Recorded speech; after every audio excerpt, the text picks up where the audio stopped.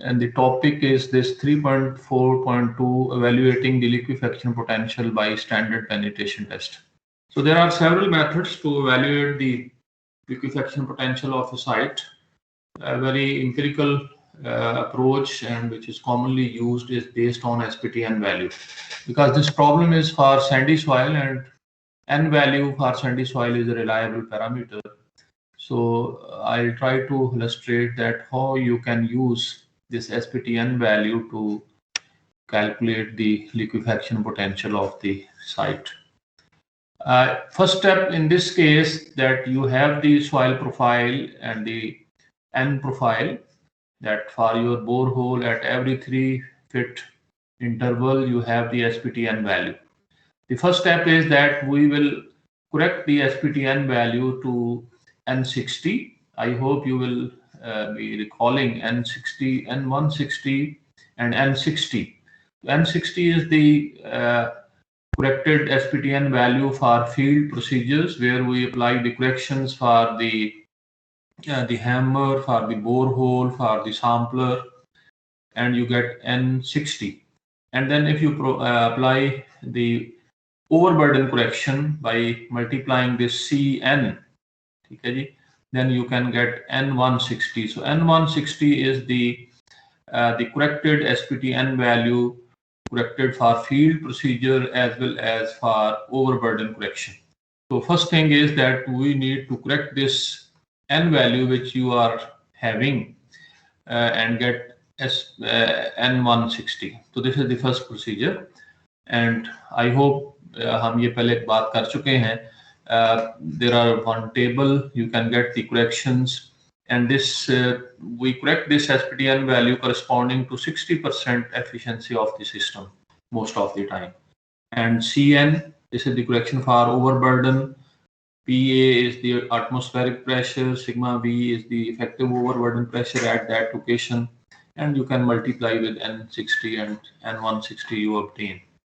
And this, in this case, that has been illustrated. If you can see this table 312, this is the correction factor, different correction factors for borehole diameters, rod length, sample. So I hope कि ये आप जानते हैं. क्यों वैस हम discuss कर चुके हैं ये पहले. यस सर, ये पहले डिस्कस हो चुका है. तो N160 आप मालूम कर लेंगे.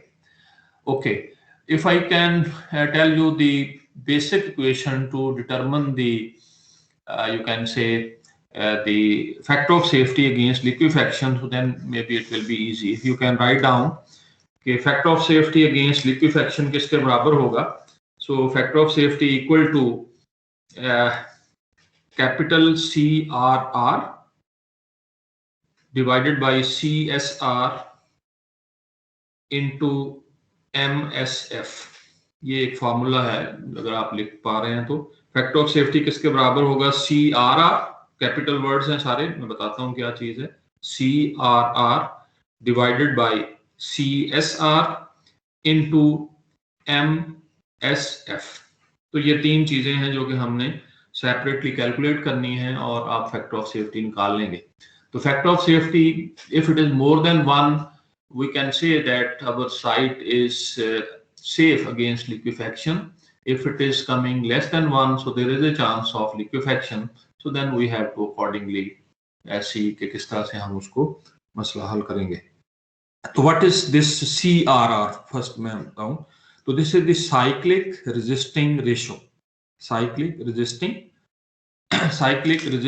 ratio. So this is the cyclic resistance of your site divided by the CSR. This is cyclic stress ratio. Cyclic stress ratio. So actually this is the ratio between the cyclic resistance to cyclic stress ratio.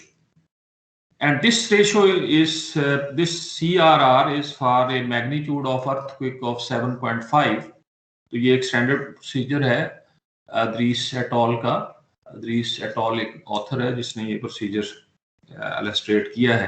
तो this is for a magnitude of 7.5. If our magnitude of the earthquake is different, that if it is like say 7, 6 or 8, then we have to apply some magnitude scaling factor. MSF जो मैंने साथ लिखाया है, that is the magnitude scaling factor. So this will be calculated if your earthquake magnitude is different from 7.5. If it is 7.5, this MSF will be equal to 1. If our magnitude of earthquake is less than 7.5, this MSF will be greater than 1. आपकी resistance ज़्यादा होगी against liquefaction. और अगर आपका magnitude of earthquake is more than 7.5, MSF will be less than 1. So this is how मैं आगे बताता हूँ. तो these are the 3 things जिसको आपने focus करना है. You got this point? Yes, sir. Cyclic resistance ratio, cyclic stress ratio, and magnitude scaling factor. Okay. So first we focus on cyclic stress ratio. Cyclic stress ratio, you have actually it is the stress which is applied by the earthquake, and of course it will depend upon the magnitude of the earthquake and also the acceleration of the earthquake. अगर आपके सामने ये slide है तो ये मेरा cursor अगर आपको मूव करता हुआ नजर आ रहा है? Yes, sir. यहाँ पे CSR लिखा हुआ है, तो this is the cyclic stress ratio. ये किस तरह से इवैल्यूएट करेंगे? तो actually you can see this one equal to 0.65 A maximum over G sigma V sigma naught over sigma naught prime into RD. तो ये फार्मूला है to evaluate this CSR. A maximum is the maximum acceleration at the ground surface. For your site, what is the maximum expected earthquake acceleration? ये हमारे पास मैं अभी आपको दिखाता हूँ कि our country has been divided into 4 different zones, and for every zone there is maximum value of earthquake which is expected. तो हम जिस zone के अंदर होंगे उसके लिए हम A max की वैल्यू ले सकते हैं. तो this is in terms of G. For example A max can be 0.2 G, 0.3 G, 0.4 G divided by G. तो ये आपके पास वैल्यू जो है 0.2, 0.3 की फॉर्म में आ जाएगी. तो ये मसला हल हो जाएगा. So we will select this value of A max from the information of the site zone कि आप किस जोन में. Lahore for example it is in zone 2A. ठीक है जी. इस्लामाबाद जो है वो जोन 3. तो दिस पे हम ये सिलेक्ट करेंगे. Sigma not is the total stress, overburden stress at the level where you want to determine the liquefaction potential. For example, if your point is at 10 feet depth, so what is the maximum total overburden stress at that level? Sigma naught prime, it is the effective overburden stress at that level. I hope you know किस तरह से हम calculate करेंगे. R sub D is the stress reduction factor. ये एक stress reduction factor है जिसको हमने कैलकुलेट करना है, and it depends on the depth of the point where we are calculating the liquefaction potential. अगले आगे हम इसको स्क्रॉल करें तो you can see RD. ये आप देख सकते हैं RD की वैल्यू जो है वो हम इस तरह से कैलकुलेट कर सकते हैं. RD is equal to 1 minus 0.00765 Z. Z is the depth from the ground surface up to the point where you want to determine the liquefaction potential. If Z is less than 9.15 meter, अगर आपकी depth जो है वो 9.15 metre से कम है तो आप इस फार्मूले से RD कैलकुलेट करेंगे. और अगर आपका Z जो है वो 9 से ग्रेटर है और 23 से लेस देन है तो ये होगा, ये है. तो these are the different slabs corresponding to the depth. ठीक है जी, from the ground surface. तो RD भी आपके पास जो है वो आ जाएगा. तो once you have this RD, you have sigma naught prime, sigma naught G 0.65. तो ये वैल्यूज जो है वो आपने इस तरह से कैलकुलेट कर ली. मैं आपको अगर आई डोंट नो कि मैं पहले आपका शेयर कर चुका हूँ जो आपका क्या कहते हैं जोनिंग मैप जो है, नहीं है तो मैं आपको दिखा रहा हूँ. Is this clear? विजिबल है? Yes sir. जी, तो ये मेरा ख्याल है कि इससे पहले भी मैं आपको दे चुका हूँ।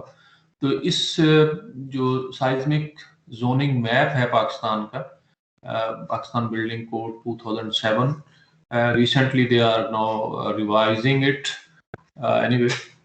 तो अकॉर्डिंगली आप देख सकते हैं इसमें जोन 1 है, जोन 2 है, जोन 3 है, जोन 4 है। ठीक है जी। तो जोन 2 जो है वो इन सब divided into 2 zone, zone 2A ये वाला जो पार्ट है, और जोन 2B ये आपको कलर स्कीम नजर आ रही है। जोन 3 येलो पार्ट और जोन 4 इज रेड वन। तो फॉर दिस वन, हर एवरी जोन के लिए रेंज ऑफ ए की value acceleration due to gravity जो है ना, अर्थक्वेक एक्सेलरेशन जो कि इस जोन के लिए हो सकता है 0.08 से 0.16। So it means if you are evaluating the liquefaction potential for zone 2A, so A max we will assume 0.16 G। ठीक है जी। इसी तरह से जोन 2B के लिए 0.24 G, 3 के लिए 0.32 G एंड 4 जो है वो उससे ज्यादा जो वैल्यू होगी जितनी भी आप एस्टिमेट करेंगे। तो ये this way you can select this the value of the Amex। Going back to those slides। Sir ये पी ग्राउंड एक्सेलरेशन भी यही होती है ना, पीजीए वो जो कहते हैं? जी जी, इसी को कहते हैं पी ग्राउंड एक्सेलरेशन। तो दोबारा स्क्रीन आपको विजिबल है? Yes sir. ओके, तो ये मेरा ख्याल as far as CSR cyclic stress ratio is concerned, I hope you are clear कि किस तरह से हम एस्टिमेट करेंगे। इसमें कोई इशू नहीं? No sir. ओके, तो हम ये वैल्यू मैं आपको एक्सेल की शीट भी बाद में दिखाऊंगा एंड आई एक्सपेक्ट कि आपको वैसी शीट डेवलप करें खुद से कि at every 3 feet 6 feet 9 feet 12 feet के इंटरवल के ऊपर हम CSR हर लेवल पे कैलकुलेट कर सकते हैं। एक्सेल शीट में हमारे पास डेप्थ आ रही है, उससे RD चेंज हो रहा होगा, A मैक्स सेम है, sigma not and sigma naught prime depth के साथ ऑब्वियसली ये चेंज होंगे। तो ये CSR जैसे जैसे आप डेप्थ वाइज मूव करेंगे नीचे तो ये चेंज होगा। तो इट मींस के with the help of a Excel worksheet you can calculate the CSR for the whole depth of your site starting from surface to any depth। तो ये है CSR। Then we go towards the cyclic resistance ratio। Cyclic resistance ratio जो है वो ground की compactness के साथ जो है वो जस्ट अ मिनट। हेलो अस्सलाम जी, आज छुट्टी है सॉरी। CSR जो है वो उसका इजी तरीका, आप उसकी जो कंसेप्ट है वो आप पढ़ सकते हैं। एक्चुअली ये जो ग्राफ आपके सामने नजर आ रहा है, this is the curve recommended for determining CRR based on SPT n value. तो SPT n वैल्यू जो है वो N160 है, जो मैं पहले कह चुका हूं। आपने इसको करेक्ट कर लिया और N160 आपके पास मौजूद है। वर्टिकल एक्सिस के ऊपर साइक्लिक स्ट्रेस रेशियो ये गलती से लिखा हुआ है, एक्चुअली ये साइक्लिक रेजिस्टेंस रेशियो है CRR, दिस वन। इसमें अगर आप देखें जो फाइन कंटेंट है आपके साइट जो आपकी सॉइल है उसमें वो भी मैटर करेगा। इफ जो आपकी क्लीन सैंड है they are more prone to liquefaction, as the fines are increasing liquefaction potential will be decreasing. ठीक है जी। तो हम इस कर्व से आप देखें, this curve is for less than or equal to 5%। 5% अगर फाइन है तो इस कर्व को यूज करते हुए हम मालूम कर सकते हैं CRR की value. Actually keep in mind this is CRR। तो अगर आपके पास फॉर एग्जांपल 20 है N160, तो आप यहाँ से 5% वाली लाइन पे आ जाएं और यहाँ से आप 0.2 1.22 फॉर एग्जांपल, तो ये कैलकुलेट किया जा सकता है। If the fines are increasing, जैसे मैंने कहा कि CRR की वैल्यू इंक्रीज होगी तो ये कर्व्स 15% के लिए, 35% के लिए, ठीक है जी। लेकिन इसमें जो प्रोसीजर बताया गया है कि जैसे फाइन अगर 8% है, 9% है, 15% है, एक तरीका तो ये है कि आप वो लाइन इसके बीच में अप्रोक्सीमेट कर लें। लेकिन दूसरा उन्होंने ये कहा कि आप N160 जो है उसको करेक्ट कर लें फॉर फाइन। एक तो हमने N160 कैलकुलेट किया पीछे for borehole corrections and for field procedures and then overburden correction, जिसको हमने N160 कहा।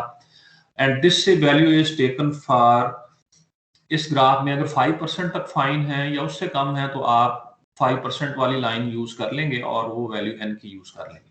लेकिन अगर आपके फाइन जो है वो लेट से 5 से ज्यादा है, 8% है, 9% है या 10% फाइन है, तो वो एक प्रोसीजर ये है कि आप इस लाइन को वहां से अप्रोक्सीमेट कर लें। लेकिन जो उसने प्रोसीजर इसके अंदर बताया हुआ है वो ये है कि आप N160 को फर्दर करेक्शन अप्लाई करें फॉर फाइन कंटेंट। ये ग्राफ अगर आप सॉरी फार्मूला अगर आप देख सकते हैं जिसके ऊपर मैं कर्सर मूव कर रहा हूं, N160CS, ठीक है जी। तो alpha plus beta N160, fine के लिहाज से अल्फा और बीटा की वैल्यू हम कैलकुलेट कर लेंगे और उसको N160 से मल्टीप्लाई कर देंगे तो दिस N की जो वैल्यू है वो फर्दर इंक्रीज हो जाएगी N160 से। अगर आप देखें alpha exponent of 1.76 minus 1.9 FC square. This is the FC is fine content. Similarly beta, ठीक है जी। तो ये आपके पास अल्फा और बीटा आपने कैलकुलेट कर लिया और आपने यहाँ इस क्वेश्चन से N160 CS कैलकुलेट कर लेंगे। अगर फाइन आपके 5% से ज्यादा है तो अब आपकी जो N160 की वैल्यू है वो फर्दर इंक्रीज हो जाएगी। हम देखेंगे आगे एक एग्जांपल। तो जब आपने N160 CS मालूम कर लिया है तो दोबारा इस ग्राफ के ऊपर आके अब आप N160 CS के अगेंस्ट 5%, अब आपने 5% लाइन ही यूज करनी है। अगर आपने ये करेक्शन अप्लाई कर दी हुई है N160 को फाइन के लिहाज से, तो then you will be always using this line which is 5% के लिए है। तो वहां से आप CRR की वैल्यू जो है वो यहां से अप्रोक्सीमेट कर लें। तो this is how we can get CRR। इसकी कुछ एम्पिरिकल कोरिलेशंस भी हैं, एक आधा मैं आपको दिखा भी सकूंगा कि एक तो ये सीड जो है ना अदरीस की जो फार्मूला है उसने ये ग्राफ दिया हुआ है। तो ये दो चीजें आपकी हल हो गई। फैक्टर ऑफ सेफ्टी दोबारा अगर हम उस पर चले जाएं तो CSR हमने बात कर ली, CRR आप इस ग्राफ से अप्रोक्सीमेट करेंगे। तो इसमें मेनली जो कंसर्न होगा कि फाइन देखने हैं आपने, हर सैंपल डेप्थ के ऊपर आपके पास सीव एनालिसिस के होने चाहिए कि आपको अंदाजा हो कि आपके सैंपल में फाइन कितने परसेंट है।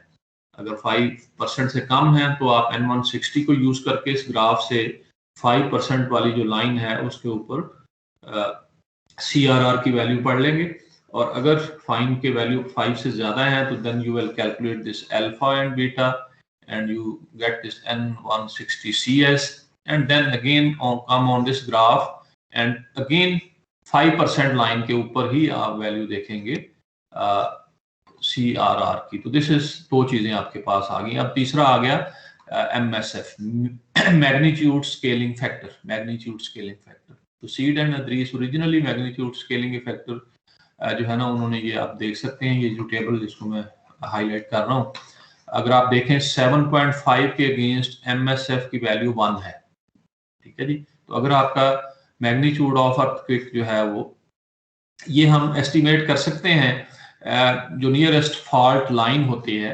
फॉर एग्जांपल अगर पाकिस्तान में जो आपकी साइट के करीब नियरेस्ट फॉल्ट लाइन मौजूद है उसके ऊपर जो मैक्सिमम अर्थक्वेक आया उसका रिकॉर्ड हमारे पास मौजूद होगा और वहां से हमें पता चलेगा कि वहां पे कितना मैग्नीट्यूड अर्थक्वेक आ चुका है अब तक, तो वो वैल्यू हम ले सकते हैं।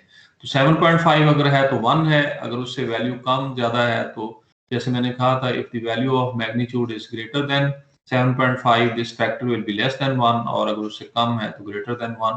तो यहाँ से टेबल से या आप उसने एक ये फार्मूला दिया हुआ है MSF के लिए equal to 10 raised to power 2.24 divided by M 2.56, तो m is the magnitude of the earthquake. इस तरह से आप MSF जो है वो मालूम कर लेंगे। तो दीज आर द 3 फैक्टर्स जो कि आपने मालूम करने हैं, और putting in the equation you can get the factor of safety. तो this is the briefly the procedure. मेरा ख्याल we will take one example, इसकी जो सॉल्व की हुई है उसको 1 by 1 देख लेते हैं, और उसके बाद अगर कोई मसला होगा तो फिर हम बात करेंगे। For example, a sand deposit has been identified beneath a site located adjacent to a river. तो कीप इन माइंड कि अगर आपकी साइट जो है, अगर आप जिस साइट को कंसिडर कर रहे हैं, अगर वहां पे क्लेई सॉइल है, सिल्टी सॉइल है, you need not to perform this analysis. Simply आप अपनी रिपोर्ट में लिक्विफेक्शन पोटेंशियल का हेडिंग देंगे और उसके बारे में 2-3 लाइनें लिख देंगे कि liquefaction potential is basically for site which are comprising of fine sand which are relatively young, means loose, they are saturated. तो अगर इस तरह की situations हैं तो your site is prone to liquefaction and you need to evaluate the you can say the factor of safety against liquefaction. If your site is clay soil or silt soil or gravelly soil, so then you can just write the sentence that as the site under consideration is comprising the clay which is in stiff condition or whatever it is, or gravelly soil, therefore there are no chances of liquefaction potential. तो आप ये conclude simply based on the अपनी जो type of soil है at your site, आप उसको कर सकते हैं। बट जैसे मैंने कहा कि फॉर एकेडमिक पर्पस, तो आपने एक आधा मैं आपको एग्जाम्पल भी दे सकता हूँ, दूंगा, तो आप इसको सॉल्व करेंगे ताकि आपको प्रोसीजर क्लियर हो जाए।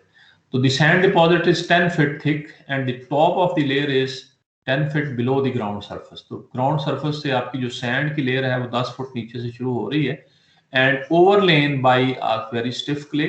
sand के ऊपर वो कह रहा है कि clay की एक layer है 10 foot and is underlain by the bedrock. तो अगर आप soil profile draw करना चाहें तो वो ये होगा कि ground surface से 10 फीट तक stiff clay है, then 10 फीट जो है वो sand है, and there is a bedrock below the sand. The water level has been measured to be at a depth of 10 feet. So it means कि आपकी जो sand की layer है वो सारी की सारी under water है, तो 10 feet depth के ऊपर आपकी water table है और वहां से ही sand की layer शुरू हो रही। The standard penetration resistance of the layer has been estimated, has been determined to be 12 blows per foot. तो SPTN values 12 है उस for example sand layer के लिए, and a standard sampler was used. A drilling rig with a safety hammer with an efficiency of 60% was used. The length of the rod is 10 meters and the borehole diameter is this one.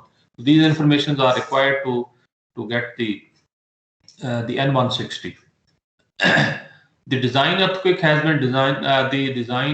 has been designated as a moment of magnitude of 6.75 event on a nearby fault, and the maximum ground acceleration is expected to be 0.35 g.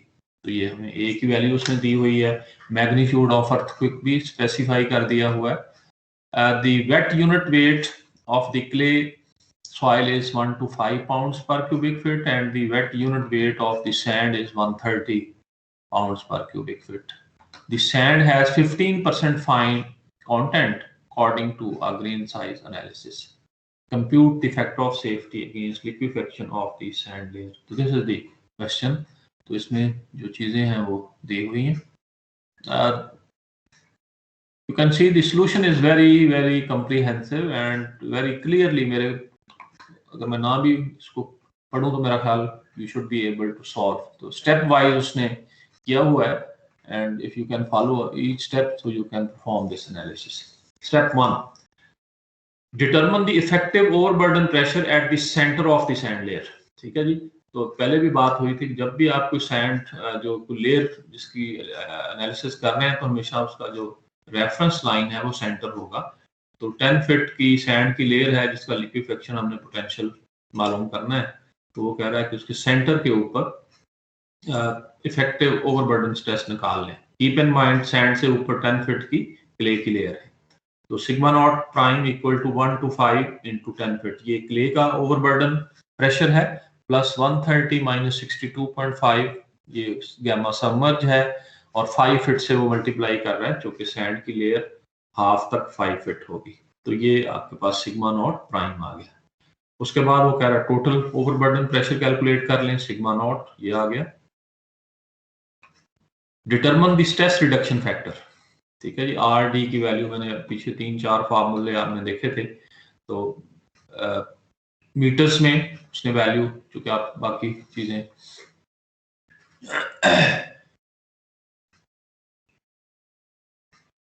ये मेरा ख्याल उसमें metres में उसने बताया हुआ, वो जो एम्पिरिकल रिलेशन है इसलिए उसने मीटर में, ये जो 1 माइनस 0.0065 जी है, तो इसमें जी मीटर्स में है, पीछे जो एम्पिरिकल इक्वेशन थी, तो that's why he changes this in meters. तो 0.965 ये आर डी की वैल्यू आ गई। तो तीसरा स्टेप ये हो गया। फोर्थ स्टेप में determine the cyclic stress ratio CSR, ठीक है जी। 0.65, 0.35 जी ओवर जी ये आ गया। सिग्मा नॉट आपने कैलकुलेट कर लिया, सिग्मा नॉट प्राइम कैलकुलेट कर लिया, आर डी आपके पास है, तो 0.263 ये आपके पास CSR की वैल्यू आ गई। ओके, ये एक पार्ट जो है वो हमारा हो गया। Determine the correction factor to SPT blow count, तो इसमें N160 आपने एक्चुअली कैलकुलेट करना है, ठीक है जी। तो CN correction factor for overburden stress, PA over sigma prime 0.5 raised to 0.5, PA is the atmospheric pressure, 100 kilopascal होता है और 2089 पाउंड्स पर स्क्वायर फीट की शक्ल में। तो ये आपके पास CN आ गया। एनर्जी रेशो 60% मेंशन किया हुआ है, उसके लिए 1 है। ये CB की करेक्शन, CR की करेक्शन, CS की करेक्शन, तो ये सारी 1 है चूंकि उसमें फॉल कर रही हैं। तो आई होप कि आप N160, तो ये आपके पास N मेजर्ड 12 है, CN ओवरबर्डन की करेक्शन है, CE, CB, CR, CS, तो ये सारा कुछ करने के बाद आपके पास 13.8 जो है वो N160 आ गया। अब आपके फाइन जो है वो 15% है, तो वो कह रहा है determine the correction for fine content. अब N160 CS हमने मालूम करना है, तो उसके लिए अल्फा और बीटा की वैल्यू चाहिए। तो ये उसने since the fine content is greater than 5%, तो अल्फा की वैल्यू कैलकुलेट कर ली और बीटा की वैल्यू आ गई, और आपने N160 CS, तो आपके पास N जो है SPT N वैल्यू 17 आ गया corrected. This is for corrected for field procedures, corrected for overburden stress and corrected for fine content, ठीक है जी। तो अब आपने इसके लिए determine the cyclic resistance ratio CRR referring to figure 314 जो मैं भी आपको दिखा रहा हूँ, तो उसमें 17 के अगेंस्ट ये वैल्यू आप देख लें, तो से हम चेक करते हैं 0.18 आ रही है 17 के against. If I go to that figure, ये फिगर है, इसमें देखें। अब दो तरह से इसमें कर सकते थे, या तो हम N160 जो 13 पॉइंट समथिंग था उसके अगेंस्ट हम वैल्यू ले सकते थे 15% के अगेंस्ट, क्योंकि ये 15% की लाइन है। But what the procedure is expecting कि आप करेक्शन फैक्टर फॉर फाइन लगा लें, जो कि 17 वैल्यू आ गई है। फिर अब हमारी जो रेफरेंस लाइन है वो 5% वाली होगी, क्योंकि हमने करेक्शन अप्लाई कर दी हुई है। तो ये 5% लाइन के अगेंस्ट जो है वो लेट्स से ये यहाँ 15 है, तो ये 17 होगा समवेयर, और मैं अगर इसमें इधर जाऊं तो समवेयर यहाँ पे, ठीक है जी। तो यहाँ से इधर आ जाए, अगर हम ये वैल्यू 0.185 उसने ली वैल्यू, यस सर। और अगर हम इसको 13.5 जो कि तकरीबन 14 बनता है वो इधर होगा, और 15% लाइन फाइन वाली को फोकस कर लें वो इधर होगा, तो वो भी वैल्यू मिलती जुलती ही है ऑलमोस्ट। तो बार हम ये करेंगे कि आपके पास जो फाइन कंटेंट है उसके लिए करेक्शन अप्लाई करके आप SPTN करेक्ट कर लेंगे हर लिहाज से, और फिर 5% वाली लाइन को ही रेफरेंस लेके एन के अगेंस्ट आप CRR की वैल्यू कैलकुलेट कर लेंगे। तो ये value very strange, very famous book, but there is major mistake in this one. So this is cyclic resistance ratio. Anyway, तो ये हम वापस जी ये आ गया 0.18. Determine the magnitude scaling factor MSF for magnitude of 635. Use जिस रीस magnitude scaling factor उसने ये formula use किया है और ये 1.31 वैल्यू आ गई। तो ये तीनों चीजें आपके पास अब मौजूद हैं। फैक्टर ऑफ सेफ्टी की इक्वेशन में आप पुट कर सकते हैं CRR corresponding to 7.5 over CSR into MSF, जो मैंने शुरू में आपको फार्मूला लिखवाया था।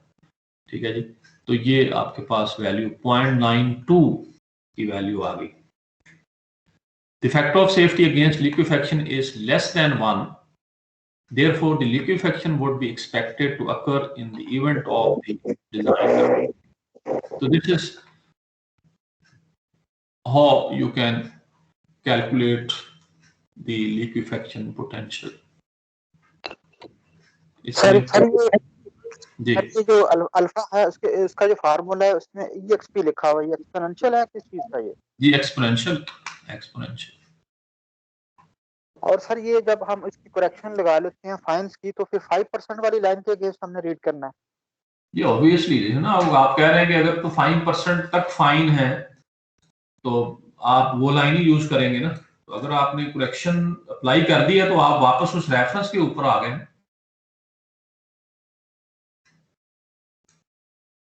Right sir. ओके, जैसे मैंने कहा कि वहां 3 लाइनें हैं, आप अगर 15% वाली लाइन है करेक्शन के बगैर भी आप उस लाइन को जाके उससे वैल्यू देख सकते हैं। ठीक है ना, तो ज़ाहिर आपके पास फाइन कंटेंट जो है वो 6%, 7%, 11%, 12% होंगे। तो रिकमेंडेड यही है कि आप फाइन की करेक्शन अप्लाई कर लें और फिर जो 5% वाली जो बेस लाइन है वहां से ही CRR की वैल्यू जो है वो आप एस्टिमेट कर लें। Right sir, right sir.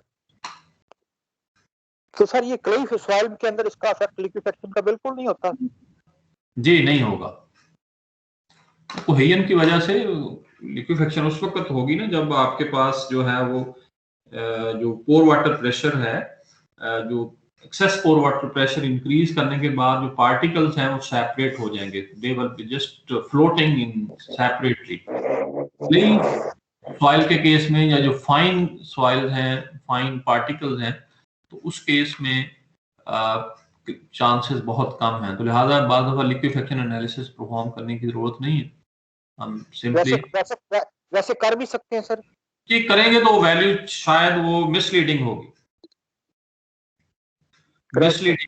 Value. हाँ, तो क्योंकि ये तो बात तय है ना कि ये लिक्विफेक्शन जो है वो फाइन सैंड का फिनोमिना है, लूज सैंड का फिनोमिना है और सैचुरेटेड। ये 3 चीजों का होना जरूरी है to be liquefaction process, fine, loose and saturated. Even coarse sand भी अगर होगी तो उसमें चांसेस कम होंगे।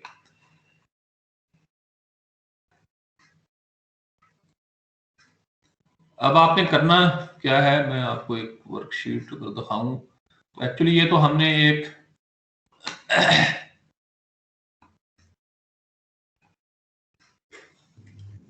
Yes sir. आप अपना फॉर एग्जांपल ये देखें, पहला कॉलम जो है वो डेप्थ है। आपके पास से बोरहोल की डेप्थ जो है वो 50 फीट तक है, 30 फुट तक है, जितनी भी है, लेट्स से मीटर्स में है ये वाली चीज। तो आपने ये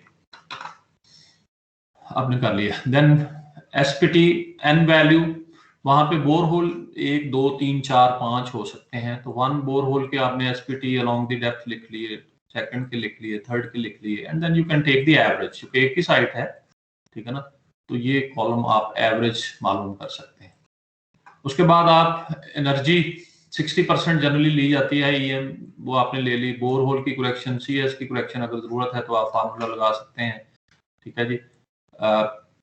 देन N60, ठीक है जी, N60 आप पढ़ें, थिकनेस आपके पास आ गई, यूनिट वेट आ गया, इफेक्टिव ओवरबर्डन स्ट्रेस आ गया, ठीक है जी, टोटल स्ट्रेस आ गया, इफेक्टिव ओवरबर्डन स्ट्रेस आ गई, CN, this is the correction for overburden, ठीक है जी, और यहां से आप N160 तक पहुंच गए।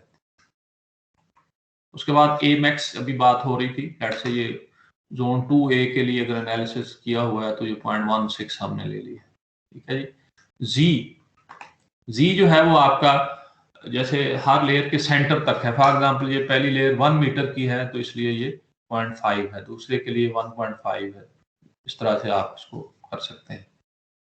RD रिडक्शन फैक्टर, आप अकॉर्डिंगली जो डेप्थ का फार्मूला है, जो रेंज है उसके मुताबिक RD की वैल्यू आ जाएगी और यहाँ से आप CSR कैलकुलेट कर सकते हैं, ठीक है जी। फाइन की परसेंटेज आपको अगर हर जगह मौजूद नहीं है तो जहाँ पे आपने कुछ सीव एनालिसिस होंगे एस्टिमेट कर सकते हैं, looking at the for example कि अगर आप 5 मीटर के बोर आपके पास सीव एनालिसिस है, 10 फीट मीटर के ऊपर है, तो बीच में आप जैसे भी एज्यूम करें, अगर हर जगह नहीं है तो अल्फा की वैल्यू आपके पास आ गई। आप अभी पूछ रहे थे किस तरह से अल्फा कैलकुलेट करेंगे, ये फार्मूला आप देख सकते हैं, एक्सपोनेंशियल ई जो होता है 2.781, ठीक है ना, तो रेज टू द पावर, तो वो जो वहां पे EXP लिखा हुआ था उसकी वैल्यू 2.718 आप ले सकते हैं। अल्फा आ गया, उसी तरह से बीटा आ गया आपके पास, तो N160 CS आ गया, ठीक है जी। तो दो तरह से आप कैलकुलेट कर सकते हैं, जैसे मैंने कहा था आपके पास ये N160 आ गया, गो टू दैट ग्राफ और वहां से आप CRR की वैल्यू कैलकुलेट कर लें। इस एक्सेल शीट में एक एम्पिरिकल फार्मूला है given by this AF Rauf, इसकी वैल्यू भी मैं आपको अगर दिखा दूं तो मैंने किसी एनालिसिस में हमने ये फार्मूला लगाया हुआ है, तो दिस इज बिट कंजर्वेटिव, दूसरे की वैल्यू थोड़ी ज्यादा आ रही है तो इसलिए कंजर्वेटिव साइड पे रखा हुआ है, अदरवाइज आप चाहें तो दो फार्मूले भी लगा सकते हैं। तो आई वुड से कि हमने जो डिस्कस किया है आप उस ग्राफ से यहाँ से करके, ये फैक्टर ऑफ सेफ्टी है, ठीक है जी। तो ये आपकी वैल्यूज देखें आप, अगर आप देखें ना तो ये ऊपर जो येलो मैंने किया हुआ है ना, तो ये क्ले सॉइल है 4 मीटर तक के साइड के ऊपर, और उसकी वैल्यू जो है वो फैक्टर ऑफ सेफ्टी 0.7 0.55 ये आ रही वैल्यू, देखो ना। तो you need to identify, silty clay है सेफ अगेंस्ट लिक्विफेक्शन, तो हमने उसको लिक्विफेक्शन के अगेंस्ट सेफ डिक्लेयर कर दिया हुआ है, ठीक है। तो इसलिए वो कह रहा है कि जो वैल्यू अदर देन सैंड के लिए आएंगी, अगर वो वैल्यू आएंगी ना तो वो मिसलीडिंग होंगी, ठीक है जी। इसी तरह से एक चीज और भी इसमें, इस फार्मूले में जो ये अप्रोच मैंने यूज की हुई है, तो इसमें भी वो N160 की वैल्यू अगर 34 से ज्यादा है तो वो कह रहा है कि आपकी जो सैंड है जो डेंस कंडीशन में है तो लिक्विफेक्शन के चांसेस फिजिकली वहां पे नहीं होंगे। जैसे मैंने पहले कहा था कि ये लूज सॉइल का फिनोमिना है, तो उस केस में भी जो वैल्यूज हैं वो बाद दफा माइनस आ जाती है, बाद दफा बहुत ज्यादा आ जाती है। तो इस मेथड में भी वो कह रहा है कि अगर आपकी N की वैल्यू 34 से कम है तो वो वैल्यू रिलायबल है, उससे ज्यादा अगर वैल्यू है तो वो अबनॉर्मल वैल्यूज हैं, आप उसको इग्नोर कर सकते हैं। तो इस लिहाज से थोड़ा सा हमें देखना पड़ता है। तो ये एक एनालिसिस आपके सामने मैंने दिखाया और उसको हम ये प्लॉट कर सकते हैं डेप्थ के अलाउंग, और ये value factor of safety on the horizontal axis. You can सी कि ये आपकी रेड लाइन जो है ये वन जो है वो थ्रेशोल्ड वैल्यू है, और 5 मीटर तक वैसे ही क्ले है जिसमें ये आपको नीचे नजर आ रही वैल्यू, इसको हम इग्नोर कर सकते हैं। और 5 मीटर से नीचे अगर आप देखें तो लिक्विफेक्शन पोटेंशियल जो है वो 2, 3, 4, 5 और ज्यादा है, तो लिहाजा ये साइट को हम कह सकते हैं कि इट इज सेफ है अगेंस्ट लिक्विफेक्शन। तो दिस इज मैं आपको ये भी दिखा देता हूँ जो मैंने फार्मूला यूज किया हुआ है।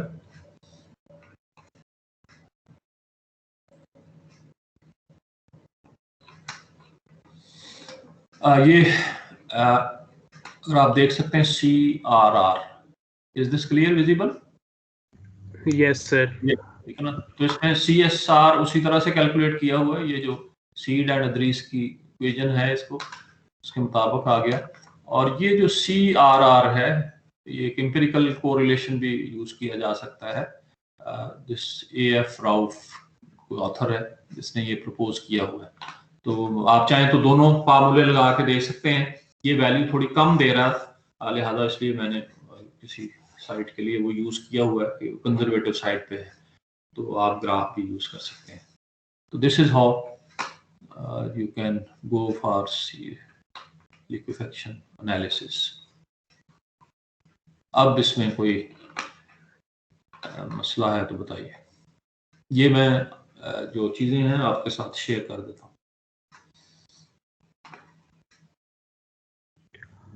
No sir, clear.